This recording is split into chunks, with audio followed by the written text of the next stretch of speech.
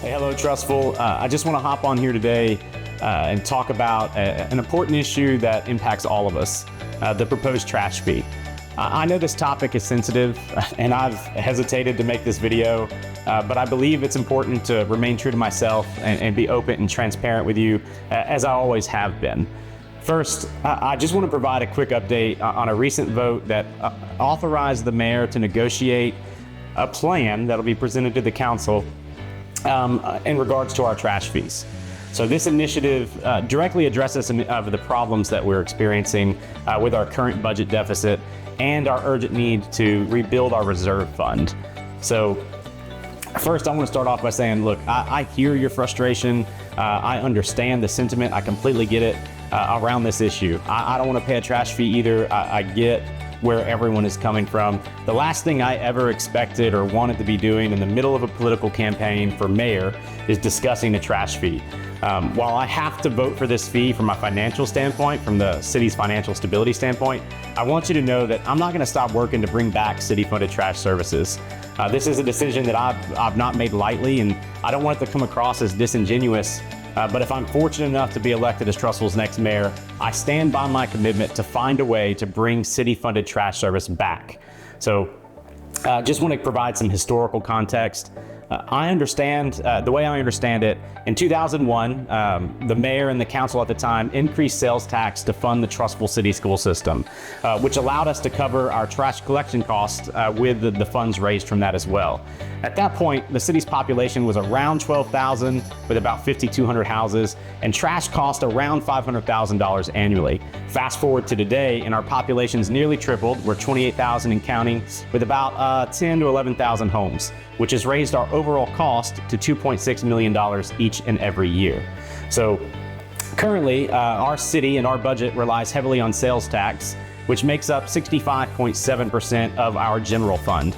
And property taxes account for 6% of our general fund. And the remaining balance is through business licensing and different fees. So with the significant drop in consumer spending and our ongoing deficit, we've got to find a long-term solution to stabilize our finances and rebuild our reserves. So one-time land sales are going to provide temporary relief. We have to approach this from a long-term perspective, especially regarding the cost of trash service. So I think it's essential to clarify that the financial strategy related to this is separate from school funding. However, having a healthy reserve is going to be crucial if we ever seek to enter the bond market. So the funds generated will go into our general fund to help address the deficit and cover rising costs, which includes our staff insurance costs and our merit-based raises for the majority of our city employees.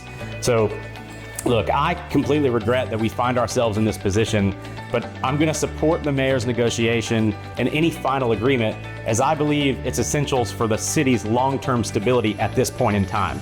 So it's also important to say this isn't the only measure we're exploring to tackle the deficit.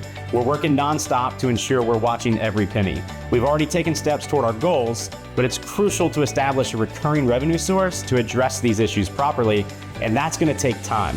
Look, I'm all for identifying and removing government wastes, and I think it's important for people to know where the money is being spent. So 80% of the city's budget goes directly to staff salaries, with 24 million of that budget going directly to public safety. And over the last 8 to 12 years, this city has seen extensive growth, and with that, the city's hired additional personnel.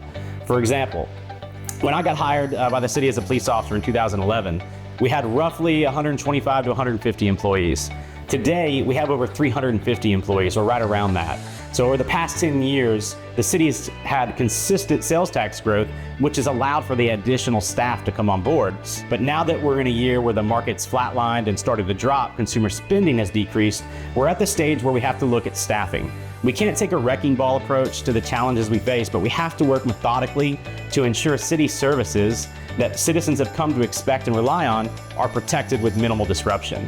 So expedited attrition has to be a part of the equation, and I'm going to continue to work to find long-term solutions to better prepare us when we have shifts in the market.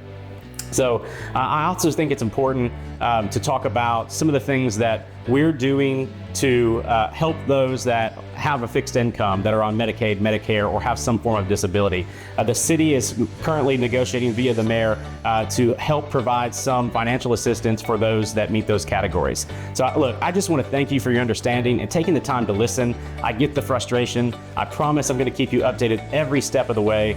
And look, I want to reiterate my commitment to bringing back city-funded trash service. I understand that I have to vote for this now for the long-term stability, but I am going to continue to work tirelessly to figure out a way to bring back city-funded trash service. Please feel free to reach out with your thoughts and questions. As always, I'm happy to continue the conversation and provide information. And just thank you again for taking the time to watch this video.